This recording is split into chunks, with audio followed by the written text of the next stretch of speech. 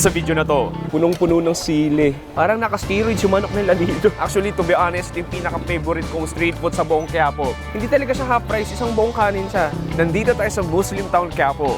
Maghanap tayo ng mga mura, authentic, at masarap na halal street food dito sa Muslim Town. Kaya hinihintay natin. Tara!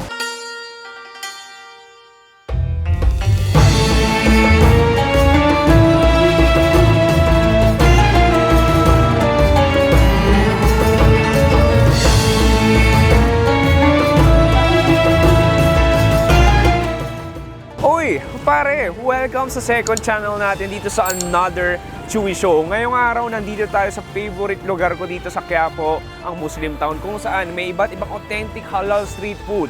Yung mga putahe dito ay galing sa Mindanao, so may iba't ibang Maranao food, Maguindanao food, may mga konting Tausug food din. Pero ang mission ko dito, Pops, panigurado magtataka kayo, Pops, ang galing ka dyan paulit-ulit? Ang sasagot ko sa inyo, oo. Dahil second channel naman to, I have another reason na mag-content dito. Pero isang challenge dito ay maghanap tayo ng mga iba't ibang super cheap street food na halal food na hindi aaray mga bulsa natin. At huwag tayo paligoy-ligoy pa, nandito yung unang food spot natin sa favorite food spot ko dito sa Muslim Town, ang pater ni Tita Intan. Anyway, heto na yun. Tara!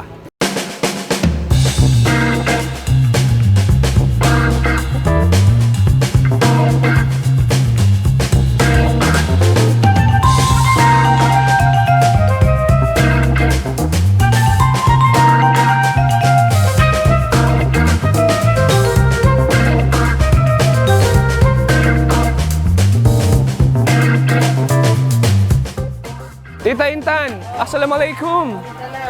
How are you? Are you okay? English only? Ay, wag. Wag daw. Anyway, Tita Intan, ano meron tayo dito? Yan, piyaparan sa karanda. Ito yung classic, Pops. Makikita mo dito. Ito yung bagong luto. The very vibrant color, yellow na chicken preparan. So may nyug to, may turmeric, tapos yung very succulent na manok. Tapos on the other side, boom, sakto. On the other side, ito yung ating chicken rendang. So ito mas tostado yung ano, Tita Intan, no? Mas tostado yung nyog. Tapos all of the spices, pare. Fresh batch, kakaluto pa lang. Ang bango. Actually, to be honest, yung pinaka-favorite kong street food sa buong Quiapo. As in, all time, pare. Tapos Tita Intan, magkano pa rin to? 30 pesos, meron ka ng kanin, di ba? May kanin, dalawang kanin, tapos may ulam ka na. Wala nang mas mumura at mas susulit pa dito. Anyway, umorder na tayo. Look at this, pare. Naniwala ako, bago luto, punong-puno ng sili. Grabe. Yung ilang beses ko na na-try to, pero feel ko first time pa rin. Eh, Tita? Tita, parang guwapa kaayo ka ngayon. Thank you. So, papunta na to sa... Sundan natin si Kuya. Okay. So, papunta dito sa pinaka-karinderya nila kung saan merong mga parokyano na kanina pa naghihintay. Kuya, gutom ka na ba? Oo. Anong favorite mong in-order dyan? Rendang. Rendang talaga. Anong probinsya mo kayo? Matanong ko lang. Maguindanao. Maguindanao talaga. So, ito masasabi mo authentic yung pagkain nila. Oo. Salamat, Kuya. So, dito, meron kang chicken rendang. Dito may chicken pepperan ka sa halagang 30 pesos. Tapos may chili garlic na 10. 15 pesos yung itlog. So makikita mo may double rice dito, turmeric rice. Sinaserve na yung ating generous amount of chicken rendang. Sulit na sulit 30 pesos mo. Tapos makita mo naman dito, hindi naubusan ng tao. Kada segundo, may darating na bagong customer para mag-take out, para mag-dine-in. Tapos sila rin dito, mabilis yung turnover batch by batch. Malalaking kawa o malalaking kaldero na nagluluto ng piyaparan, nagluluto ng chicken rendang. Ang daldal ko, ba't di pa tayo umorder? Umorder na tayo.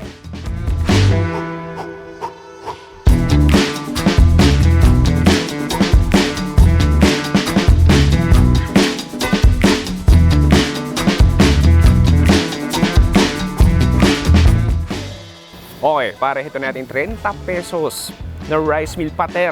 Ito yung chicken pepperan. Hindi na magbibiro sa inyo. Ilang beses ko na ito natikman. Siguro mga 100 beses na. So makikita mo dito kung gaano siya ka-succulent, kung gaano siya kalambot.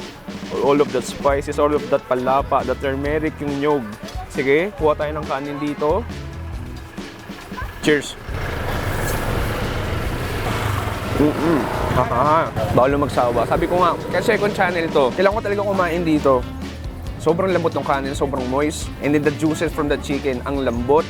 Lasang-lasa mo yung turmeric, lasang-lasa mo yung palapa, yung parang salty scallion na parang mag-garlic o onion yung flavor niya. And then may sipa siya nung anghang galing doon sa labuyo. Look at that. Isa pa. Cheers.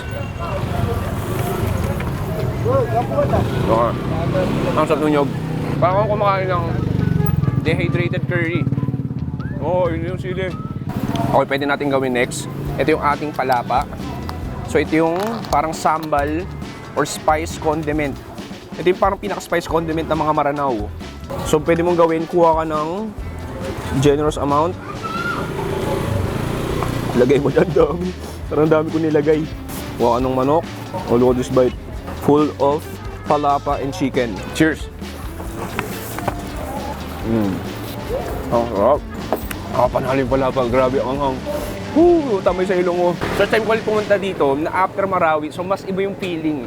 Mas nostalgic dahil nakakain ka ng authentic Maranao food. Okay, next. Ito na yung ating chicken rendang na sobrang sulit din, sobrang sarap. Kuha tayo dito. Cheers! Itong rendang nila, basically, para siya mas matoyo.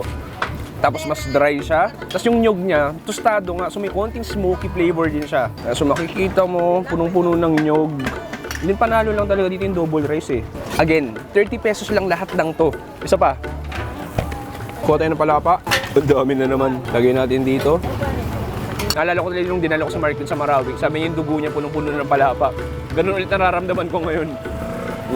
Oh nice. Basta sabihin mo iba, anong comfort food mo? Hamburger, pizza, sushi. Ako masasabi ko, ang comfort food ko, lalo na dito sa Quiapo, kasi itong pater ni Tita Intan. Anyway, dito pala nagsisimula yung food trip natin sa Muslim Town. Hanap tayo next food trip.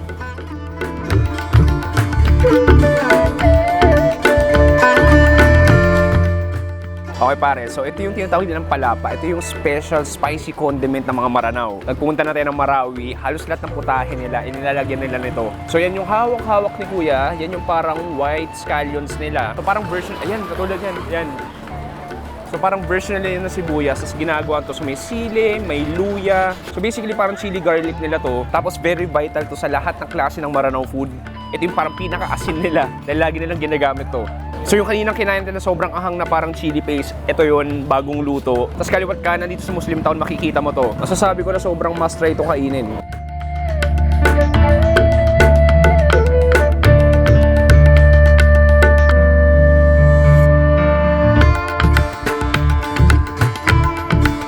Okay, next super cheap halal street food natin dito sa Muslim Town. Meron tayong iba't ibang matatamis, iba't ibang desserts na Maranao. Papsangganin na tayo ng Marawi, nakakain na tayo ng mga authentic na ganito. Yung iba sa akin familiar, yung iba medyo bago sa paningin ko. So dito makikita mo, meron tayo ditong apam, meron tayo dito, donut, bakbol?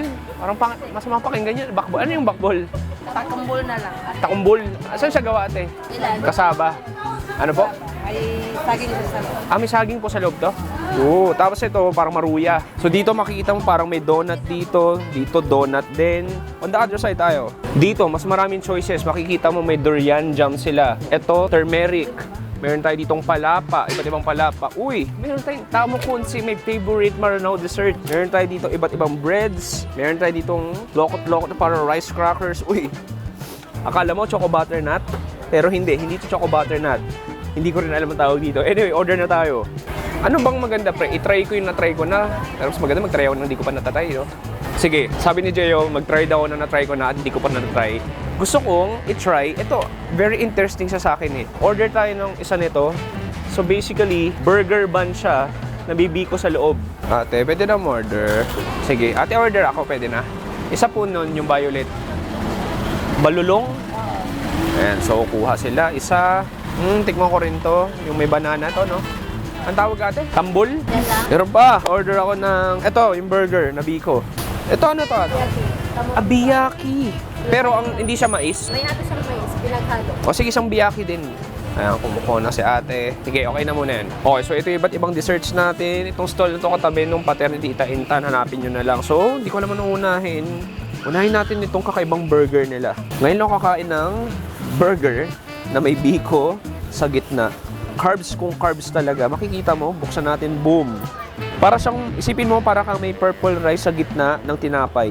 So carbs, and sugar. Okay lang na mag-carbs ako ngayon dahil mag-workout ako mamaya. Tama ba, Pao? Sigurado yan. Ilang muscle up? 15. 5 lang gagawin ko. Cheers! Sa'yo. Very straightforward. Burger bun sa loob niya. May sweet bacon, sticky rice. Yun na yun. Next natin. Nakalimutan tawag dito. Ito yung donut nila may saging sa loob. Buklatin natin. Oh, nice. Okay, so parang siya banana Q na wala sa stick. Cheers! Oh, harap na lahat. Actually, yung dough niya, parang medyo buttery siya. Margarine and then may matamis na maasim na saba sa loob. Yung texture niya, ay parang donut lang din na makapal. Pero yung weird, parang siyang may milk buttery element. Next natin, meron ditong balulon. Yung tsura niya parang siyang purple lumpia. Actually, yung texture niya parang crepe. Ulatin natin.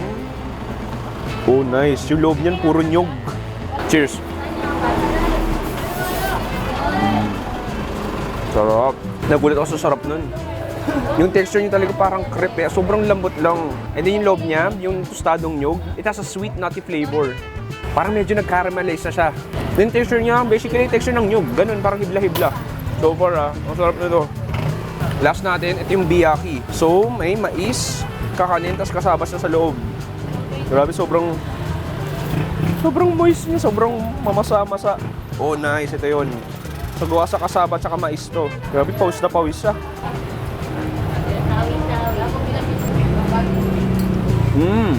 Alam mo, nakakain ng biyaki sa Tawi-Tawi, Sulu.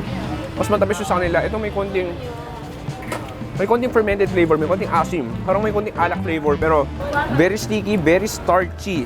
Mamasa-masa, and then yung mga chunks ng mais nandun din. This is what I love about Maranao food, halal food basically.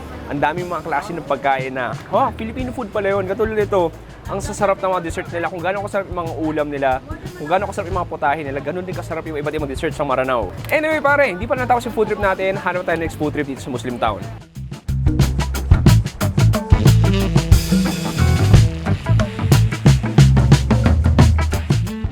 Ate, assalamualaikum. Waalaikumsalam. Anong meron tayo dito, ate? Pastil. Pastil. Saan gawa ang pastil mo? Sa Hindi kasi yan ang Maranao.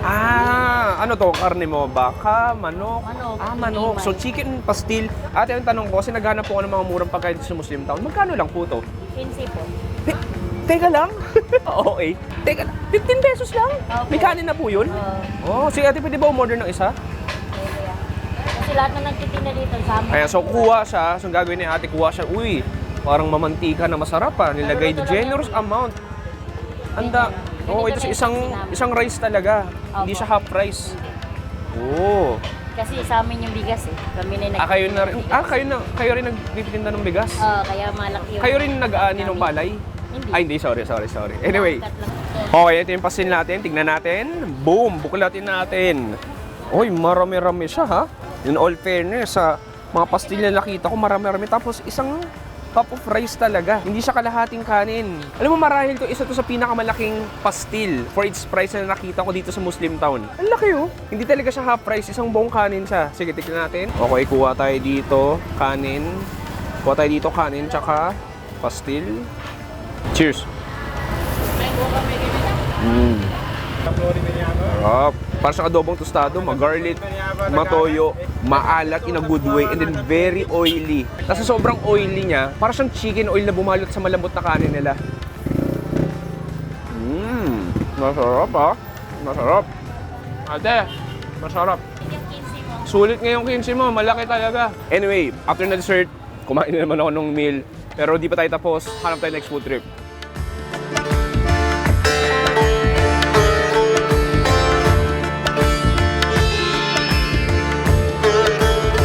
Okay, pare, next food trip natin. Nandito tayo sa Wakila Eatery. Nakakain na ba ako dito?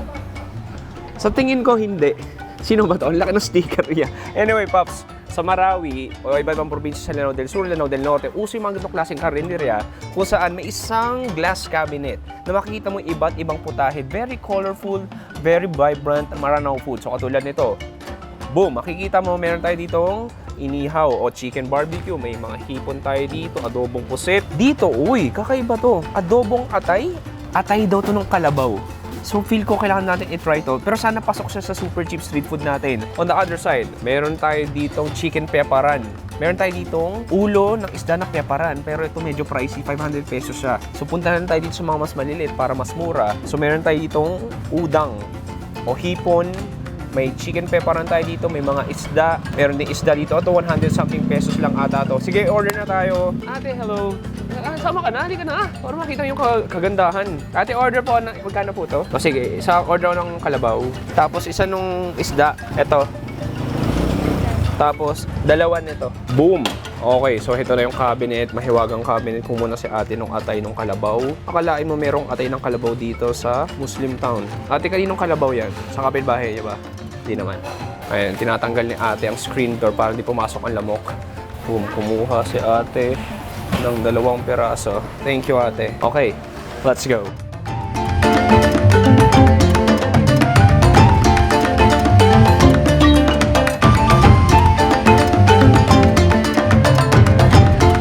Ito na yung ating iba't ibang Maranao food. Siyempre, ang vital na plastic gloves para sa ating pagkakamay.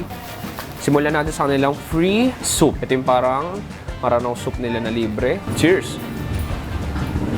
Oh, parang binabiyahe pabalik ng Lanao del Sur. Oh, you have the very salty, in a good way salty, spicy, ma-turmeric, ma-oil. Makapal siya, makapal yung texture niya. Parang siyang may fish stock, parang ganun. Oh, nice. Sarap ang hang. Ano pwede mong gawin? Ang ginagawa ng mga Maranao is, nilalagyan yung kanin mo, i-hydrate mo para mas makulay. Tapos pwede natin gawin, kunin natin tong parang fish patty nila na 25 pesos lang. Load it, giniling. Tapos kuha ka dito, medyo buwaghag yung kanin nila. Cheers! Sarap! Parang sa mga butil-butil ng tuna na pinorm mo parang meatball and then yung labas na may konting lutong. A little bit of spiciness, may konting palapa. Na yung kanin natin, bagay na bagay yung pinakasabaw na yun na turmeric. Next natin, ito yung atay ng Carabao. Oh, kakaiba. Loaded. Try natin. Cheers! Pansin ko, mas maanggo yung lasa nung atay ng kalabaw. Ito sa strong funky taste and then karne niya, yung texture niya, parang normal na atay lang din, may konting crumble, malambot. Tapos parang may mga konting litid siya. And then yung pinakasabaw natin, parang siyang adobo lang din. Okay, punta tayo dito sa malaking isda na to. Feel ko tilapia to no? Feel ko tilapia to. Okay, kuha tayo ng karne. Oh, nice. Medyo lumamig na siya dahil kanina pa siya sa cabinet ngayon. Pero, ang daming karne. So that, lagyan natin ng extra sabaw. Sabawan natin, huwag tayong mahiya. Cheers! Alam mo mga pagkain na kahit hindi na bagong luto, kahit hindi na mainit, masarap pa rin. At isa to, sobrang meaty ng karne, malambot. And then that soup, nagawa sa turmeric, nagawa sa palapa. It just brighten up your day. Inahanghangan at iniinit niya araw mo. Actually, pasok to sa super cheap food tour natin. 120, 25 pesos isa, para 50 pesos. Ito 100 pesos lang din. Yung kanin, magkano lang din, 20 pesos lang din ata. And for the quality na binabayad mo, sulit na siya. Pero hindi pa tapos yung food trip natin dito sa Muslim Town. Maghanap pa tayo ng isa pa sigurong location na may cheap food dito sa Muslim Town. Tara!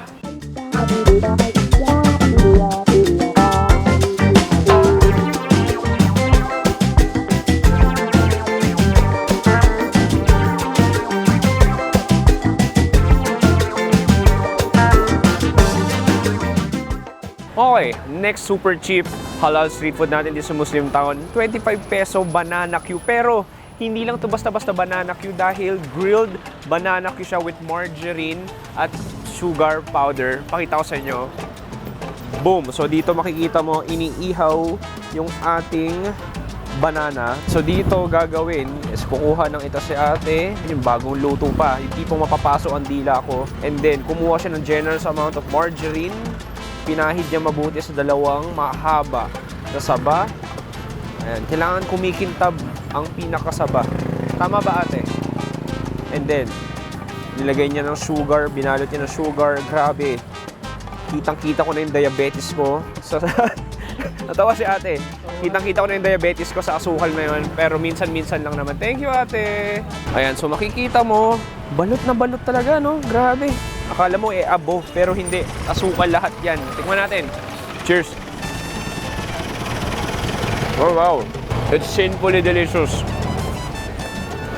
Kakaibang atake. Yung saging natin, very smoky.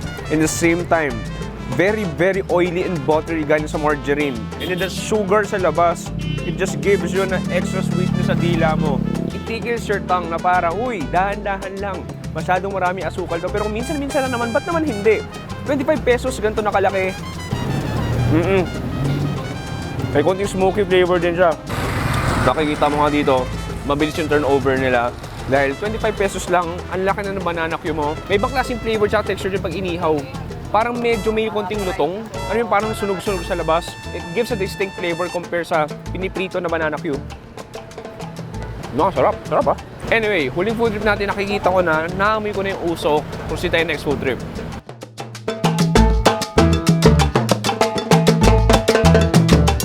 Okay, pare, we've come to our last part para sa ating super cheap food tour din sa Muslim town. May iba't ibang inihaw tayo dito, halal barbecue. So makita mo naman that very neon-like, vibrant, orangey red barbecue color. So may iba't ibang parte tayo dito. May malalaking, ang laki naman ito. Anong klaseng pecho pack to? Anong klaseng manok yan? Ang laki. Meron tayo ditong legs, may paa. Meron tayo ditong balunan. Meron tayo ditong balat, adidas or paa. Oh, may sausage din tayo dito. Meron tayo ditong atay. Meron tayo ditong parang ribs, isaw, at chewy. And nandito, di ko alam kung anong ordering ko. Ate, magkano po to? Magkano po? 150, mura na rin, ang laki, no? Sige, order nga. Paihaw lang, no? Sige. So, 150, Diyos mio, ang laki. Anong klase to? Parang naka-steroids yung manok nila dito. Ang laki. Mas malaki pa sa mukha ko, literal. Saan mo lalagay dito lang? Tapos, kuha rin ako ng atay. Atay. Kuha din tayo dito ng isaw. 3. Para tigi-isa kami. Yan. And then last, kuha tayo ng, uy, 2 ng paa. Sabi, isipin mo, yung iba, isa lang yung paa dito. Combo na. Paris na yung paa mo. And then, next gagawin natin yan, dito na tayo sa griller nila. So, makikita mo dito, binibase niya. So, lalagyan niya ng chicken oil ang ating barbecue para sa marination nito. Kasi may pre-marinated na siya, no? Kumbaga may ilasan na siya. Ay, ito na lang pinaka-nilalagay niya, no? So maganda dito, half-cooked na pala siya, so mas mabilis siya manluluto. Anyway, excited na ako kumain ng barbecue, halal barbecue. First time kong tikman to dito sa Muslim town.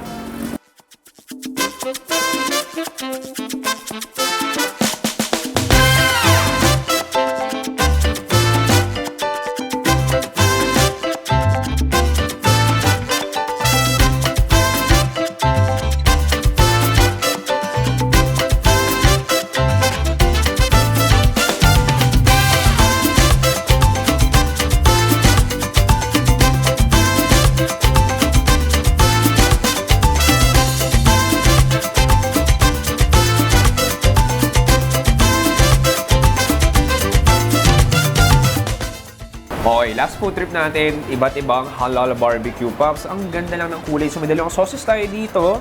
Meron tayo ditong suka na manghang, puno-puno ng sibuyas. Meron din tayo ditong parang hot and sweet spicy sauce. Okay, punta muna tayo dito sa mga karne natin. So marami ito, iba-iba. Ito yung giant manok natin sa ilalim niyan. May isaw, may atay, may paa, may balat. Tingnan muna tayo ng isaw.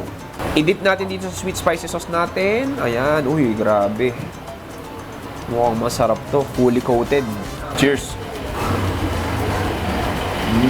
Ay, ano. Ang sarap. Parang may suka na rin siya. Spicy ni Gano. May konting katamisan. Malapot. Wow, pero sarap. It elevates the flavor of the isaw. And then yung isaw natin basically, plain kiss na may konting char, may konting crisp. Oh, panalo. Gusto ko i-try sa may suka natin. Ang gusto ko may sibuyas. Cheers! Palalo rin. Tapos mga hangga. Palalo yung nagagawa ni sibuyas. Masarap din ng suka. Next natin, punta tayo sa atay. Ang laki ng atay na manok nila. Lagay ko dito. Balutin natin ng sweet spicy sauce nila. Cheers! Parang ang creamy na ng texture niya. Ang sarap, ang laki. Sobrang laki. Alam mo, this reminds me Yung kinain ko sa Bandar sa Ribegawan sa Brunei, parang gantong-ganto yung halal barbecue nila. I mean, malasa na yung pinakamanok. Kulay ganun din, parang reddish color. Pero pinaka-nagpapanalo is parang sweet spicy sauce niya. No, this chicken feet. Dalawa na siya sa isang skewer. Kuha ko na isa. Ayun. Parang nakikipag-usap siya. Pwede ka mag-shake hands. Walang sauce. Walang sauce. Tingnan natin. Isa ba? Oh, I just love the texture. May konting cartilagey texture, medyo may fatty texture, and may konting lutong. Actually, kahit walang sauce, malasa na rin pala siya. Parang typical na Filipino barbecue. Kahit yung pinaka-fingers niya, pwede mo nang kainin.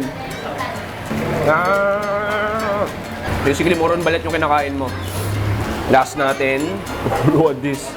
Ito yung ating gigantic pecho pack. Ang laki ng pecho pack nila. Grabe lang, mas malaki pa sa akin. Tikman natin, wala mo ng sauce. Di ko alam mo saan. Pero bahala, cheers.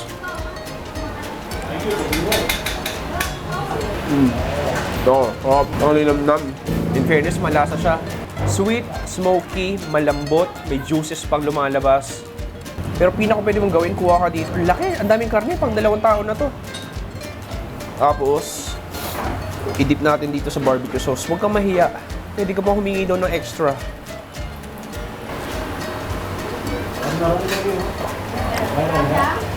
Ang sarap.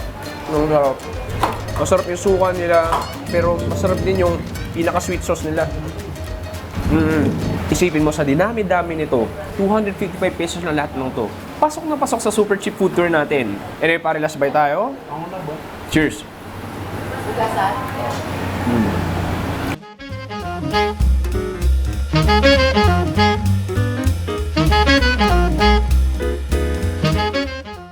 Okay, dito nagtatapos ang ating super cheap halal street food tour dito sa Muslim Town. Kaya po, hindi ka talaga pwede magsawa na mag-content o gumawa ng food tour dito sa Muslim Town. Sobrang daming street food na pwede balikan. Sobrang daming street food na pwedeng bago mong tikman.